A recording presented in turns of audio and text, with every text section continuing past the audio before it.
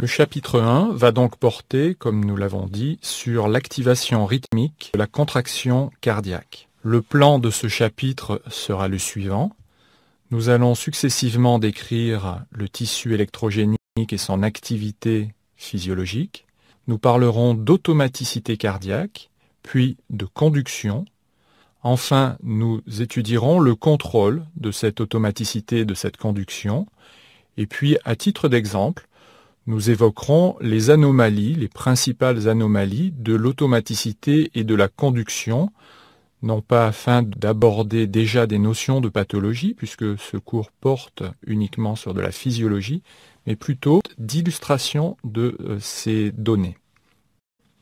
Comme cela vous a été décrit dans le cours d'anatomie, vous savez que le cœur est doté d'un tissu spécialisé que l'on appelle également tissu électrogénique, des impulsions électriques et va les transmettre à des structures cardiaques. Automaticité et conduction sont donc deux propriétés fondamentales de ce tissu électrogénique. La figure 2 illustre de manière du tissu internodal, ventriculaire, du faisceau de His qui se poursuit en un réseau de fibres plus fines que l'on parlons tout d'abord de appelés nœuds sino-auriculaires. De là vont naître des impulsions. On l'appellera aussi le centre rythmogène pour cette raison-là. Il s'agit d'une petite bande musculaire de forme aplatie, légèrement en croissant, ce qui n'est pas évident sur cette représentation schématique, j'en conviens, qui fait environ 10 mm de long pour 3 mm de large et seulement 1 mm d'épaisseur. Nous voyons donc que ce centre a une taille tout à fait modeste. Sur cette figure numéro 3, le nœud sinusal cette fois-ci est représenté en bleu. Il est localisé dans la partie supérieure et postérolatérale de l'oreillette droite. Le nom de nœud sinusal vient en fait du fait qu'il est localisé à proximité du sinus coronaire. Le sinus coronaire est en fait une structure dont vous entendrez parler dans le cours portant sur la circulation coronaire et plus spécifiquement sur l'anatomie de la circulation coronaire. Les fibres qui constituent ce nœud sont pratiquement dépourvues de myofilaments contractiles. Ces fibres qui constituent le nœud sinusal ont un diamètre inférieur à celui des fibres musculaires du reste des têtes. Ce diamètre est estimé entre 3 à 5 microns contre 10 à 15 microns pour les fibres musculaires auriculaires. Bien évidemment, ces chiffres ne sont pas à prendre par cœur, mais c'est un ordre de grandeur pour vous montrer qu'il y a une différence de taille importante entre les cellules qui vont constituer le nœud sinusal et celles qui constituent le reste des oreillettes. Les cellules du nœud sinusal sont étroitement accolées aux cellules environnantes. Les faisceaux de conduction internodaux assurent la conduction des impulsions jusqu'au nœud auriculo-ventriculaire. Sur ce schéma, ces faisceaux de conduction internodaux sont représentés par les flèches noires pleines, qui sont donc dans la partie supérieure gauche du schéma au niveau de l'oreillette droite. Les flèches en pointillés qui partent en direction de l'oreillette gauche illustrent le fait que les impulsions vont se propager dans les fibres musculaires qui constituent les oreillettes, de bord en bord, et notamment en direction de l'oreillette gauche. La vitesse de conduction du tissu auriculaire est d'environ 0,3 mètres par seconde. La conduction, par contre, est plus rapide au niveau des faisceaux internodaux, qui sont au nombre de 3, et schématisés par ces 3 flèches en trait-plein, et qui, en fonction de leur localisation, vont être baptisés antérieur, médian et postérieur. Dans ces faisceaux, la vitesse de conduction peut atteindre 1 mètre par seconde. Cette vitesse de conduction élevée est liée à la présence conjointe, concomitante, de fibres conductrices et de fibres musculaires auriculaires. ces faisceaux internodaux sont comparables aux fibres du système de His-Purkinje dont nous parlerons à propos du ventricule. L'impulsion générée par le nœud sinusal va donc atteindre le nœud auriculo-ventriculaire très rapidement. Cependant, au niveau du nœud auriculo-ventriculaire, donc la structure qui est entourée sur ce schéma, il va se traduire un ralentissement de la conduction. Ce ralentissement de la conduction va avoir des conséquences mécaniques. Il y aura en effet un décalage entre la contraction des oreillettes et la contraction des ventricules. Nous reviendrons sur cette notion dans le chapitre portant sur la pompe cardiaque. En effet, pour que la contraction auriculaire soit efficace en termes de remplissage du ventricule, il faut bien que cette contraction survienne alors que les ventricules sont relâchés et que les valves qui séparent les oreillettes des ventricules soient ouvertes. Donc, j'aborde ces notions ici, mais bien évidemment, nous reviendrons sur celles-ci un peu plus loin dans le chapitre portant sur la pompe cardiaque, comme je vous l'ai dit. Il est également important de retenir que pour des raisons anatomiques, sur lesquelles nous reviendrons au chapitre 4 portant sur le muscle cardiaque, l'impulsion qui est générée par le nœud sinusal ne pourra pas, dans des conditions physiologiques normales, atteindre les ventricules autrement qu'en empruntant le nœud auriculo-ventriculaire. La seule voie de transmission de l'impulsion depuis le nœud sinusal, le centre rythmogène, vers les ventricules, c'est un passage obligé par le nœud auriculo-ventriculaire. Ce nœud auriculo-ventriculaire est donc une structure anatomique dont vous avez ici les caractéristiques: 6 mm de longueur, une largeur de 3 mm environ pour une épaisseur de 1 mm. Il siège dans la région postérieure du versant auriculaire droit du septum interauriculaire. Le septum interauriculaire est une paroi qui sépare, comme vous l'avez vu en anatomie, les deux oreillettes. Eh bien, la position d'une auriculo-ventriculaire est donc au niveau d'une région postérieure de ce septum interauriculaire. La figure de la diapositive suivante illustre schématiquement les portions constitutives du nœud auriculo-ventriculaire et ses connexions avec les structures adjacentes à ce nœud auriculo-ventriculaire. Nous voyons sur cette figure que le nœud auriculo-ventriculaire est connecté avec des faisceaux internodaux et également avec le tronc du faisceau de His. Il existe une portion pénétrante du tronc du faisceau de His qui permet cette connexion entre faisceau de His et nœud auriculo-ventriculaire. Les chiffres indiqués sur cette figure correspondent approximativement au temps exprimé en secondes qui sépare la genèse de l'impulsion, donc qui se fait au niveau du nœud sinusal, vous le savez maintenant, et sa transmission aux différentes zones constitutives du nœud AV. Il faut donc, pour que l'impulsion parcourt la distance du nœud sinusal jusqu'au nœud auriculo-ventriculaire, environ 3 centièmes de seconde. Le franchissement du nœud auriculo-ventriculaire va prendre pour sa part environ 9 centièmes de seconde. À ceci, il va falloir encore ajouter 4 centièmes de seconde pour le franchissement du tronc du faisceau de His. Il se passe donc au total 16 centièmes de seconde entre la genèse de l'impulsion et son arrivée au niveau du tissu de conduction ventriculaire représenté par les branches du faisceau de His. Ce ralentissement de la conduction au niveau du nœud auriculo-ventriculaire est extrêmement important. À quoi est-ce qu'il est lié? On estime qu'il est lié à la taille des cellules qui constituent le nœud auriculo-ventriculaire. Leur diamètre est en effet plus faible que dans le reste du tissu de conduction. On accorde aussi cette propriété en partie au plus faible nombre de jonctions communicantes qui peuvent exister entre des cellules voisines à ce niveau du nœud auriculo-ventriculaire.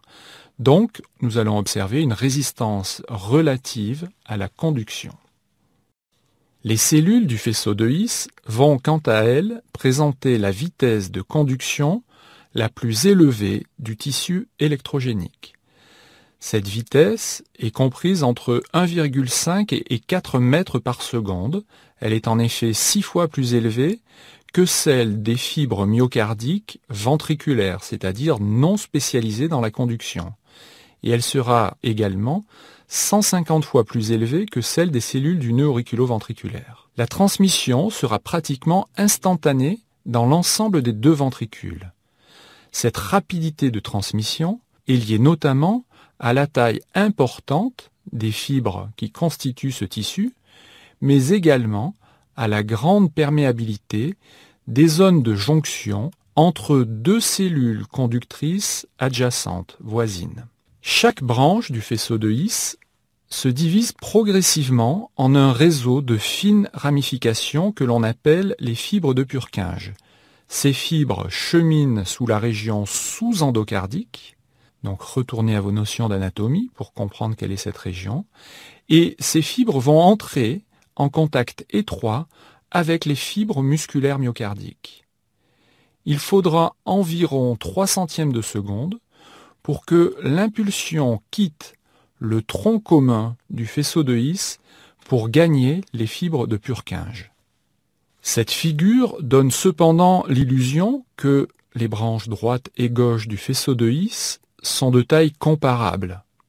Nous avons en effet ici une figure avec une branche droite et une branche gauche dont les diamètres semblent absolument comparables. Ceci n'est pas vrai, car comme cela est mieux illustré sur les figures 3 et 3', il faudra retenir que la branche gauche du faisceau de His est constituée d'un plus grand nombre de fibres que la branche droite. Nous verrons au chapitre 4, portant sur le muscle cardiaque, qu'il existe un parallèle avec l'épaisseur de la paroi des ventricules. En effet, le ventricule gauche est plus épais que le ventricule droit. Il est constitué d'un plus grand nombre de fibres musculaires et il va devoir donc recevoir cette impulsion électrique de la part d'un plus grand nombre de fibres de conduction. Une fois parvenu à l'extrémité du réseau de Purkinje, l'impulsion se transmet à l'ensemble des cellules musculaires. Il n'y a pas une fibre de Purkinje pour une cellule contractile, si bien que l'impulsion va devoir aussi se transmettre de cellules musculaires ventriculaires à cellules musculaires ventriculaires, comme nous l'avons vu au niveau des oreillettes, et ce qui était schématisé par les flèches noires en pointillés sur la figure 2 précédemment. Cette vitesse de conduction est du même ordre de grandeur dans le muscle ventriculaire et dans le muscle auriculaire, soit de 0,3 mètres par seconde. Comme nous le verrons dans le chapitre 4 traitant du muscle cardiaque, au niveau ventriculaire, les bandes musculaires sont organisées en double spirale. De ce fait, l'impulsion va passer de l'endocarde, où sont situées les fibres de Purkinje, vers l'épicarde, en fonction de l'orientation des fibres musculaires, mais surtout avec un décalage d'environ 0,03 secondes. Il en découle que la contraction des cellules musculaires de la région endocardique précède de quelques centièmes de seconde la contraction des cellules de la région épicardique. En résumé, sur ces premières diapositives, il convient de retenir l'architecture du tissu électrogénique, déjà abordé en anatomie, mais aussi l'ordre de grandeur des délais de transmission de l'impulsion, étant entendu qu'il s'agit ici de valeurs normales, physiologiques. Ceci sera utile, notamment, pour la compréhension du chapitre 2, portant sur l'électrocardiogramme. Nous allons maintenant aborder le point numéro 2, qui est celui de l'automaticité cardiaque. De nombreuses cellules myocardiques ont la capacité de s'exciter et de se contracter spontanément. On parlera de cellules automatiques et donc d'automaticité cardiaque. Cette propriété est dans des conditions normales, spécifiques du tissu électrogénique. Seules les cellules qui constituent ce tissu électrogénique possèdent cette propriété d'automaticité. Mais je prends la précaution oratoire de vous dire qu'il s'agit là de conditions normales. En effet, dans des situations pathologiques, des cellules qui n'appartiennent pas à ce tissu électrogénique pourront développer la capacité de s'auto-exciter et donc de se contracter spontanément. Au sein du tissu électrogénique, c'est le nœud sinusal qui va présenter la fréquence d'automaticité la plus élevée. Sur cette figure, nous voyons l'enregistrement de 3 potentiels d'action successifs d'une cellule du nœud sinusal représentée en rouge. Et on compare ces potentiels d'action à un potentiel ventriculaire d'une cellule musculaire ventriculaire qui est ici représentée en noir. C'est une cellule qui n'est pas automatique, c'est une cellule dont la vocation est de se contracter après avoir reçu l'information d'une cellule automatique. En abscisse, nous avons le temps exprimé en secondes, et en ordonnée, nous avons le potentiel de membrane exprimé en millivolts. Notez que cette figure donne l'illusion fausse que la fréquence spontanée du nœud sinusal est voisine de 1 potentiel par seconde, ce qui revient à dire que nous aurions 60 battements par minute, ou en plus exactement 60 potentiels par minute générés par le nœud sinusal. Pourquoi est-ce que je vous dis que cette illusion est fausse? En fait, c'est effectivement ce qu'on lit sur cette figure, mais c'est un petit peu éloigné de la réalité physiologique puisque on sait que le nœud sinusal a une fréquence spontanée qui est plutôt de 100 impulsions par minute. Nous reviendrons sur cette notion. Pour illustrer ce qu'est la capacité de s'exciter et de se contracter spontanément, voici une cellule automatique qui a été isolée et qui est maintenue en vie par l'apport d'un milieu de survie, un milieu de culture. Vous pourrez observer que cette cellule va se contracter spontanément. Ces potentiels sont mis en évidence en plaçant une microélectrode dans le cytoplasme de la cellule observée précédemment et en mesurant la différence de potentiel électrique par rapport à une électrode de référence que l'on va faire baigner dans le milieu de culture de cette cellule. Cette différence de potentiel va donc être enregistrée. On va observer dans un premier temps que l'intérieur de la cellule est chargé négativement par rapport à l'extérieur. Ces notions d'électrophysiologie vous sont traitées de façon approfondie dans le cours de biophysique du professeur Ben Habid. Nous remarquerons sur cette figure que la valeur la plus basse du potentiel membranaire, que l'on appelle habituellement potentiel de repos, n'est que de l'ordre de moins 60 millivolts pour la cellule sinusale. Alors que la valeur de ce potentiel de repos pour la cellule musculaire sera de l'ordre de moins 90 millivolts, comme nous allons le voir sur la diapositive suivante. Ce potentiel de repos est toujours négatif, mais il varie pour les cellules cardiaques selon la localisation des cellules, entre une valeur de moins 60 et une valeur de moins 95 millivolts. Ce potentiel de repos est dû, comme vous l'avez étudié, aux propriétés de perméabilité de la membrane cellulaire et au fait que les milieux intra- et extracellulaires présentent des concentrations en ions sodium, calcium et potassium qui sont différentes. Voici exprimées en millimoles les concentrations intracellulaires et les concentrations extracellulaires des principaux ions que nous venons de citer, le sodium sur la première ligne, le potassium noté K+ sur la deuxième ligne et enfin le calcium. Ce sont les principaux ions impliqués dans la polarisation des cellules cardiaques. Nous noterons que le milieu intracellulaire est presque 30 fois plus concentré en ion potassium que le milieu extracellulaire, et que ceci est l'inverse concernant le sodium. Outre le fait que la valeur du potentiel de repos est différente pour les cellules automatiques et les cellules contractiles, il faut également souligner que le potentiel de repos de la fibre sinusale, de la cellule qui constitue les nœuds sinusales évolue spontanément avec le temps vers des valeurs positives, alors que le potentiel de repos de la fibre musculaire ventriculaire sera, lui, dit isoélectrique.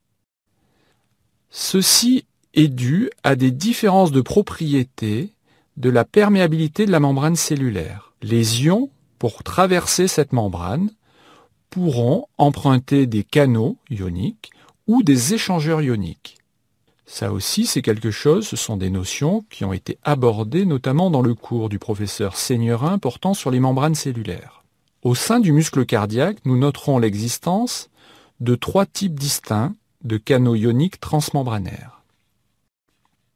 Par souci de simplification, nous parlerons ainsi du canal sodique rapide, du canal calcique lent et du canal potassique. Le terme de rapide ou de lent va faire référence à la vitesse d'ouverture de ces canaux. En effet, les canaux se distinguent non seulement par le type d'ion auquel ils sont perméables, mais aussi par leur vitesse d'ouverture, par leur conductance, c'est-à-dire par la quantité de courant générée par leur ouverture. Une caractéristique importante, enfin, est leur dépendance vis-à-vis du potentiel membranaire. Cela signifie qu'ils ne peuvent s'ouvrir que lorsque le potentiel de membrane présente certaines valeurs.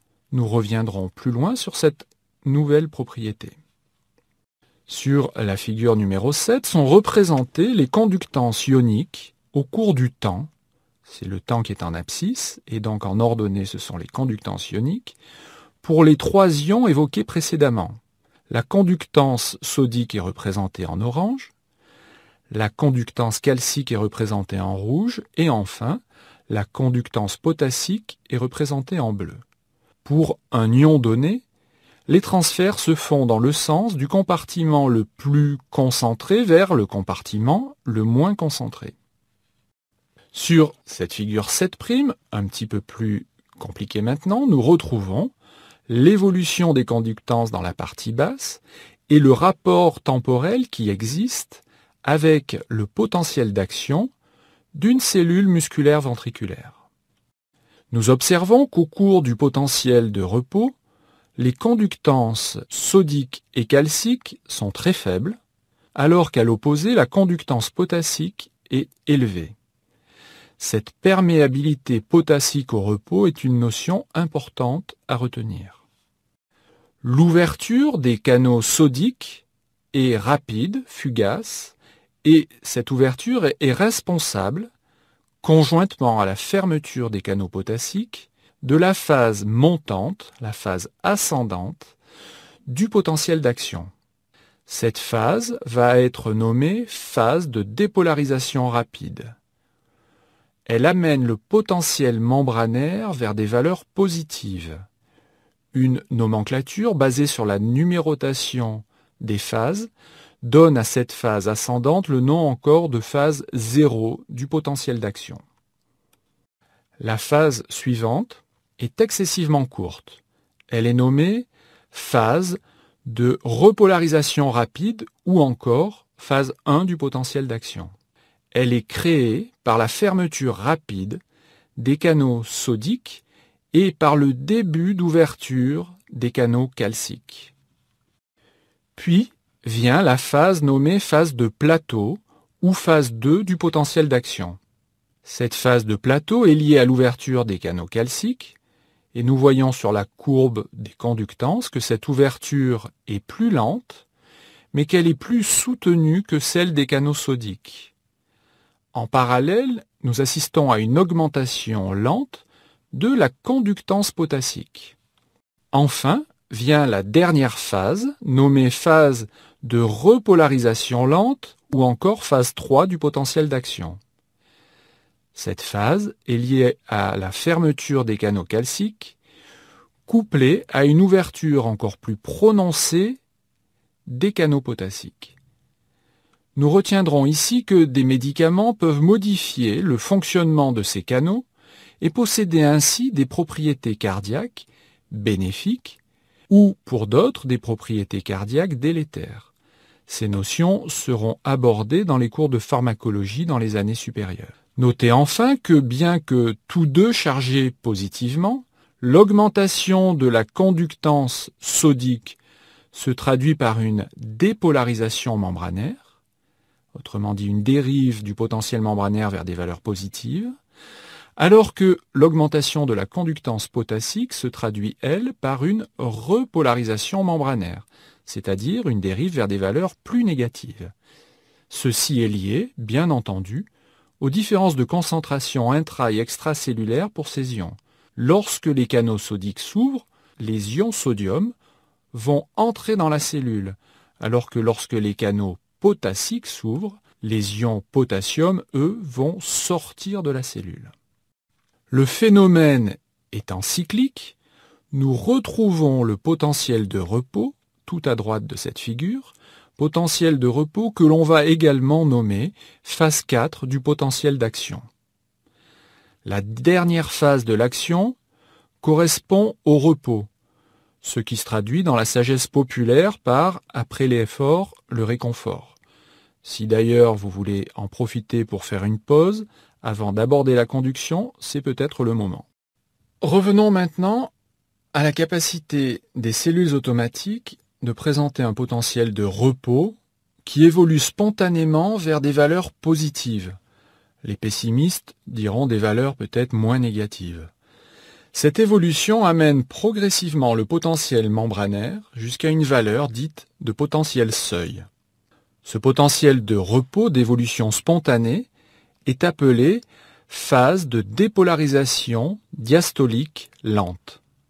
Nous avons vu à la diapositive 35, donc 2 diapositives juste avant, que la conductance potassique était non négligeable au cours du potentiel de repos. Revoici cette diapositive. Notez que la courbe en bleu est horizontale lorsque le potentiel membranaire est équivalent au potentiel de repos. Notez aussi que sur cet exemple, il s'agit d'une cellule contractile, une cellule musculaire qui n'est donc pas spécialisée dans l'automaticité et la conduction. Pour une cellule automatique, nous aurions en réalité une diminution progressive de la conductance potassique au cours de cette phase, diminution qui va créer une dépolarisation membranaire, autrement dit, qui va être à l'origine de la phase de dépolarisation diastolique lente. Revenons un instant sur la notion de potentiel seuil. Sur cet exemple, la valeur de ce potentiel seuil est de l'ordre de moins 40 mV. C'est à partir de cette valeur, de ce potentiel, que les canaux sodiques vont s'ouvrir, générant ainsi la phase de dépolarisation. La différence fondamentale entre une fibre sinusale, le tracé rouge, et une fibre musculaire, le tracé noir, est que le potentiel membranaire de la fibre sinusale évolue spontanément jusqu'à atteindre ce potentiel seuil, alors que la fibre musculaire, elle, doit recevoir une impulsion stimulatrice pour déclencher un potentiel d'action. 2 questions peuvent alors venir à l'esprit des plus curieux d'entre vous. La première question est de savoir pourquoi toutes les cellules, en fonction de leur localisation, ne présentent-elles pas la même valeur de potentiel de repos. Nous avons évoqué ce point aux diapositives 25 et 26, avec des valeurs de moins 60 mV pour les cellules automatiques et de moins 90 mV pour la cellule ventriculaire.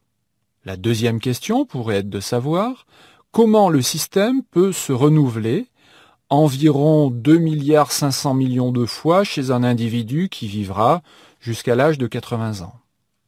En effet, pour que le milieu intracellulaire ne s'appauvrisse pas en ions potassium, ni ne s'enrichisse pas en ions sodium et calcium à chaque potentiel d'action, il va falloir que des échangeurs ioniques rétablissent en permanence les déséquilibres. Vous avez étudié dans le cours du professeur Benabid un de ces échangeurs.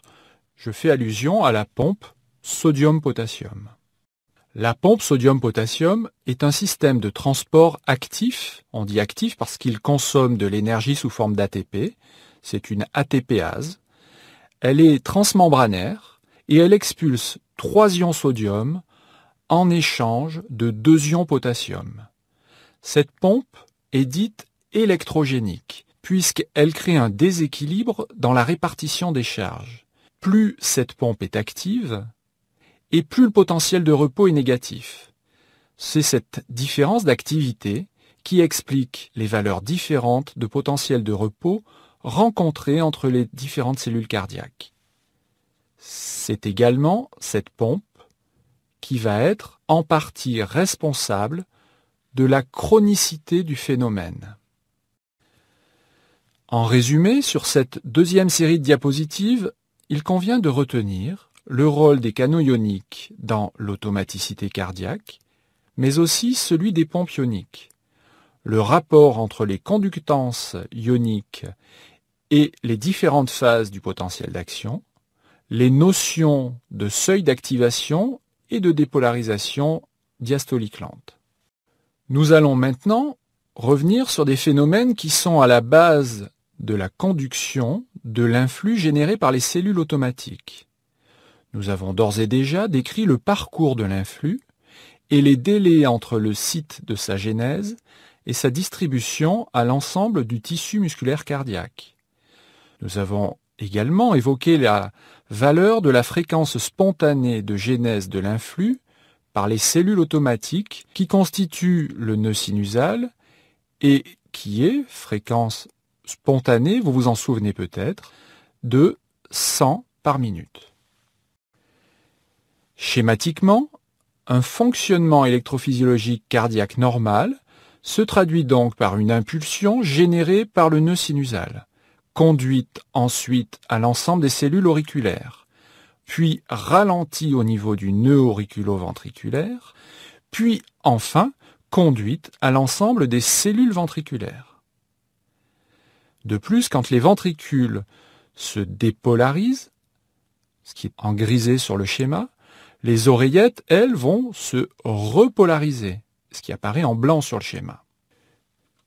Une question est de savoir s'il existe une spécialisation du tissu électrogénique avec un centre générateur des impulsions et des structures conductrices. Vous connaissez la réponse, en partie au moins, mais cette réponse peut être apportée ici par cette figure 9. Nous constatons que les potentiels de repos de toutes les structures électrogéniques présentent la caractéristique que nous avons appelée phase de dépolarisation diastolique lente. C'est la pente de cette phase de dépolarisation diastolique lente qui distingue ces structures les unes des autres. Plus la pente est importante et plus la fréquence de genèse des impulsions est élevée.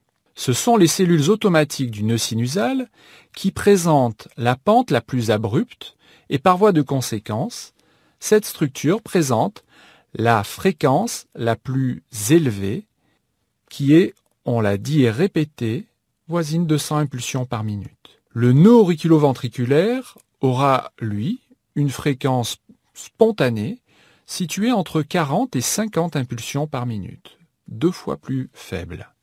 Le faisceau de His et le réseau de Purkinje présentent une fréquence encore plus faible qui sera comprise entre 10 et 30 impulsions par minute.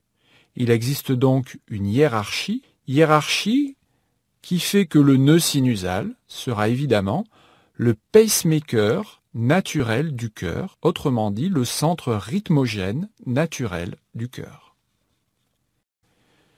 Une question est de savoir si la conduction du tissu électrogénique au tissu musculaire nécessite ou pas certaines propriétés.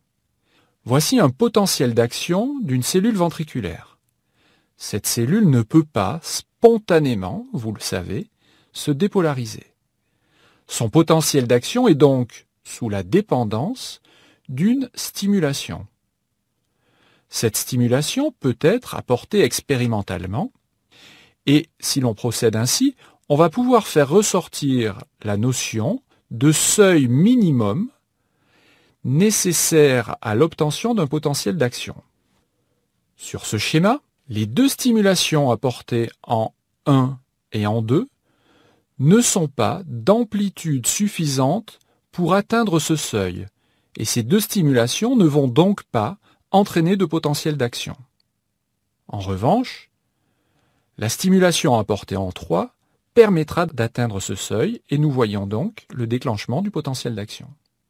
La stimulation doit avoir donc une intensité suffisante, mais la stimulation doit également avoir une durée suffisante pour engendrer une réponse. La notion de potentiel seuil a déjà été évoquée pour les cellules automatiques à la diapositive 41.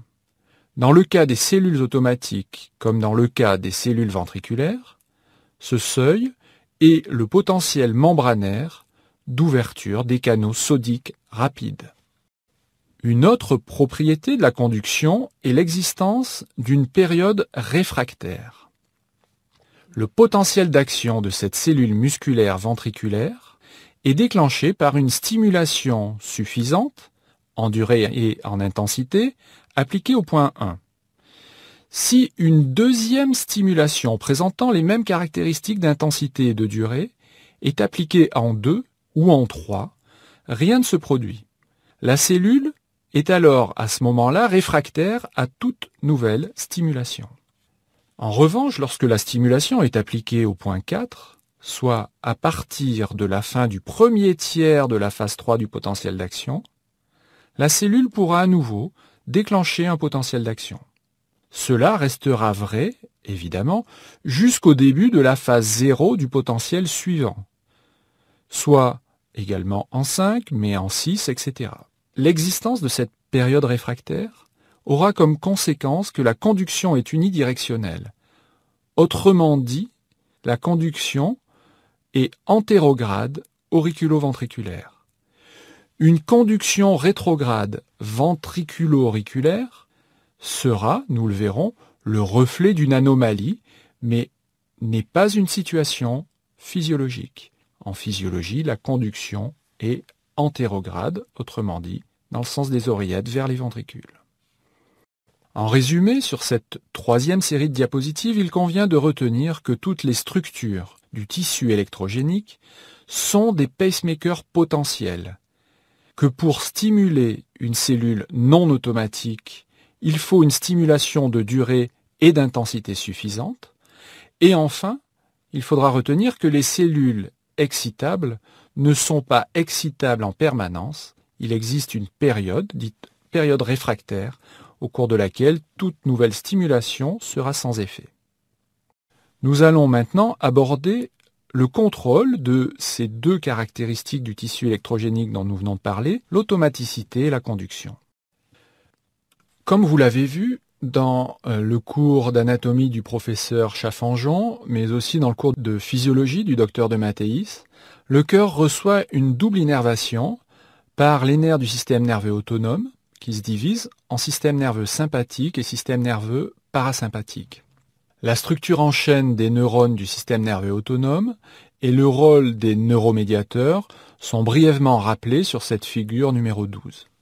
L'innervation parasympathique est accomplie par les nerfs vagues et se distribue majoritairement aux nœuds sinusal et auriculo-ventriculaire, avec une prédominance du nerf vague droit pour le nœud sinusal et une prédominance du nerf vague gauche pour le nœud auriculo-ventriculaire. Le reste du tissu électrogénique et du tissu musculaire est assez peu concerné par cette innervation vagale. L'innervation sympathique, au contraire, intéresse l'ensemble du cœur, y compris les fibres musculaires. Ceci aura des conséquences notamment sur le contrôle du débit cardiaque, sur lequel nous reviendrons en toute fin du cours portant sur la physiologie du cœur. Dès lors, il sera donc possible de distinguer les effets liés à la stimulation sympathique des effets liés à la stimulation parasympathique. Commençons par ce deuxième volet. La stimulation vagale ou stimulation parasympathique, comme rappelé à la diapositive précédente, s'accompagne de la libération d'un neuromédiateur appelé l'acétylcholine.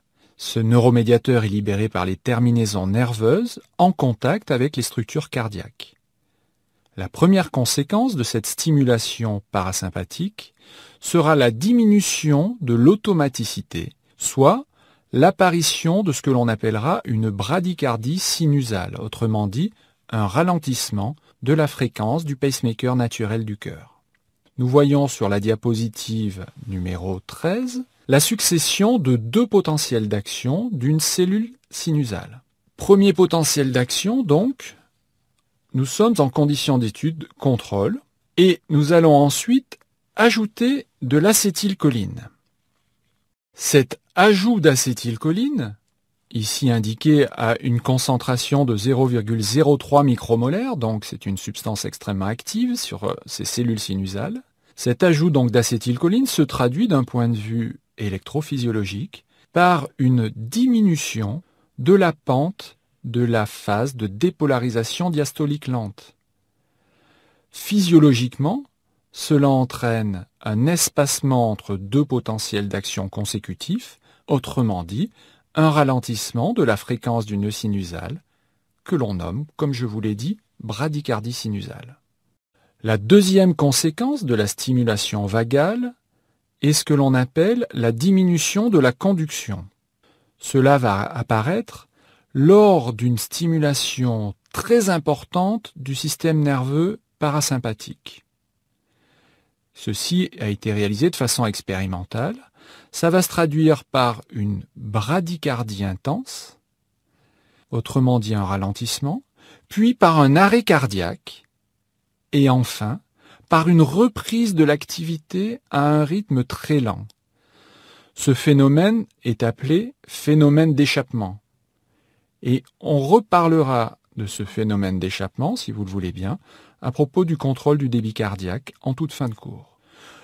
Pour illustrer ce phénomène d'échappement, on va en fait utiliser le tracé d'un électrocardiographe, que l'on appelle un électrocardiogramme. Avant même d'étudier l'électrocardiogramme, je vous présente un tracé juste pour illustrer ici ce phénomène d'échappement. Bien sûr, nous reviendrons sur la description de l'électrocardiogramme. Le temps ici est indiqué en abscisse, et il s'agit d'un tracé qui représente l'activité électrique de l'ensemble du cœur, tel que nous le décrirons au chapitre suivant. Nous observons sous stimulation vagale un ralentissement. Et vous voyez, avec la flèche rouge, une zone où l'espace entre deux pics vers le haut, les pics très aigus vers le haut, cet espace augmente. Puis nous allons observer un arrêt de l'activité électrique cardiaque pendant quelques secondes, entre 4 et 10 secondes. Le tracé a été coupé, mais pendant ce temps, vous pouvez me croire, la ligne reste horizontale. Et enfin, nous allons observer une reprise de l'activité électrique cardiaque à une fréquence qui va être comprise entre 10 et 30 activités électriques par minute. Cette fréquence vous rappelle peut-être quelque chose. Si c'est non, retournez à la diapositive 49.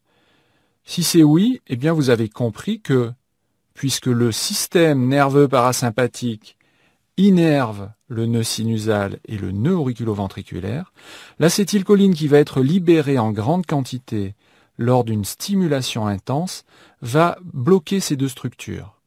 Mais le faisceau de His n'étant pas soumis à l'action de l'acétylcholine, eh bien c'est le faisceau de His qui va jouer maintenant le rôle de pacemaker. Et c'est lui qui va imposer sa fréquence au reste du cœur. Le seul problème est que sa fréquence est très lente. Et donc on se retrouve avec un cœur qui aura une fréquence de 10 à 30 battements par minute. Voyons maintenant les effets de la stimulation sympathique. Comme rappelé à la diapositive 53, cette stimulation va se traduire par une libération de la noradrénaline par les terminaisons nerveuses en contact avec les structures cardiaques. Nous retrouvons sur la figure 15 la succession de deux potentiels d'action d'une cellule automatique du nœud sinusal en condition d'étude contrôle. Et sur la diapositive suivante, nous allons apporter de la noradrénaline. La conséquence de cet ajout de noradrénaline va être une augmentation de l'automaticité, soit une apparition d'une tachycardie sinusale, qui en fait reflète une augmentation de la fréquence sinusale. Pourquoi est-ce qu'il y a augmentation d'automaticité? Eh bien parce que la pente de la phase de dépolarisation diastolique lente deviendra, avec, dans cet exemple, 0,3 micromol de noradrénaline. Ne retenez pas les concentrations, c'est uniquement à titre d'exemple. Nous voyons donc que la pente de la DDL, dépolarisation diastolique lente, augmente. Ceci s'accompagne, en plus, pour la stimulation sympathique, d'une augmentation de la conduction. Augmentation de la conduction, ça veut dire que le nœud auriculo-ventriculaire va être plus rapide pour transmettre l'impulsion qui va se propager plus rapidement à l'ensemble du tissu. Il n'y aura pas d'équivalent au phénomène d'échappement.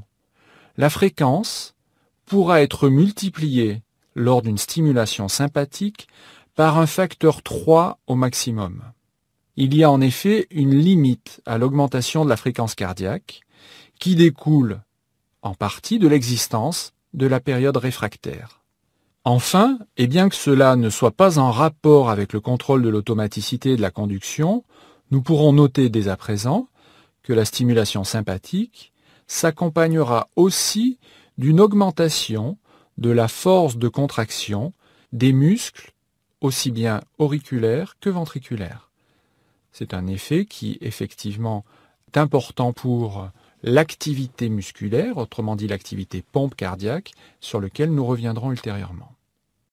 En résumé, sur cette 4e série de diapositives, il convient de retenir que la stimulation parasympathique aura des effets opposés à ceux de la stimulation sympathique en termes d'automaticité et de conduction, et que, sur la force de contraction cardiaque, seul le système nerveux sympathique sera actif. Nous allons maintenant évoquer à titre d'illustration du cours les principales anomalies de l'automaticité et de la conduction. Je vous répète que ce cours est un cours de physiologie, mais j'ai pensé que pour retenir les choses, les illustrer avec des exemples de la pathologie pourrait être un atout. Dans des conditions physiologiques, c'est le nœud sinusal qui est donc le centre rythmogène du cœur. Nous parlerons de rythme sinusal. En cas de ralentissement, voire en cas d'arrêt du fonctionnement du nœud sinusal, c'est le nœud auriculo-ventriculaire qui prendra le relais. En cas maintenant de ralentissement, voire d'arrêt du nœud auriculo-ventriculaire, ce sera le faisceau de His et le réseau de Purkinje qui prendront le relais. Nous parlerons alors de rythme idioventriculaire. Il s'agira d'un rythme qui, comme vous le savez, est beaucoup plus lent que les rythmes précédents. Le fait de savoir si un individu peut survivre lorsqu'il est en rythme idioventriculaire vous sera abordé dans les cours de cardiologie dans les années supérieures. Il convient de souligner que dans certaines conditions, des groupes de cellules pas nécessairement spécialisés dans la genèse de l'influx peuvent prendre le dessus sur les pacemakers évoqués précédemment. Ces groupes cellulaires peuvent avoir différentes localisations et on va les nommer des foyers ectopiques. Ces foyers peuvent être plusieurs, peuvent être nombreux, et peuvent générer ainsi une activation complètement anarchique de l'activité électrique cardiaque. Le ralentissement ou l'accélération de la fréquence cardiaque, que nous avons nommé bradycardie et tachycardie sinusale, sont physiologiques et peuvent être le reflet du contrôle nerveux de l'automatisme cardiaque, mais ils peuvent également être pathologiques. Notamment, une bradycardie sinusale sera souvent observée chez le sujet âgé. Et si la fréquence devient trop faible, cette situation peut nécessiter la mise en place d'un pacemaker. On parlera alors dans le grand public de la pile au cœur. À l'opposé, la tachycardie sinusale peut être le reflet notamment d'une dysfonction thyroïdienne. Si une accélération de la fréquence est observée mais que l'influx ne prend pas sa source au nœud sinusal mais dans un foyer ectopique, situé dans les ventricules, nous parlerons alors de tachycardie ventriculaire. C'est une situation qui est à risque d'évolution vers la fibrillation ventriculaire. Et elle se distingue par le fait que les ventricules, bien qu'accélérés, vont pouvoir se contracter tant qu'on est en tachycardie, alors que lorsqu'apparaît la fibrillation, il n'y aura plus d'activité mécanique cardiaque. C'est une situation évidemment qui est dramatique, puisque là, la survie de l'individu est engagée. Enfin, dans certaines conditions, la conduction auriculo-ventriculaire peut être ralentie, ce qui sera à l'origine de ce que l'on appelle des blocs auriculo-ventriculaires, notés en général BAV, bloc auriculo-ventriculaire. Nous reviendrons dans le chapitre suivant, traitement de l'électrocardiogramme, sur les anomalies qui sont diagnostiquées à la suite de ce type d'examen. J'aimerais enfin, pour conclure, que vous preniez conscience que ce cours a été volontairement simplifié, même s'il peut vous paraître relativement riche et touffu. À titre d'exemple, je vous propose donc cette figure d'un potentiel d'action d'une cellule automatique où apparaissent les différents courants entrants, qui sont représentés avec une flèche vers le bas, et les courants sortant de la cellule, qui sont représentés avec une flèche vers le haut. Vous reverrez dans les années supérieures ces notions, notamment en pharmacologie, puisque ces différents canaux sont impliqués dans le mécanisme d'action de plusieurs médicaments.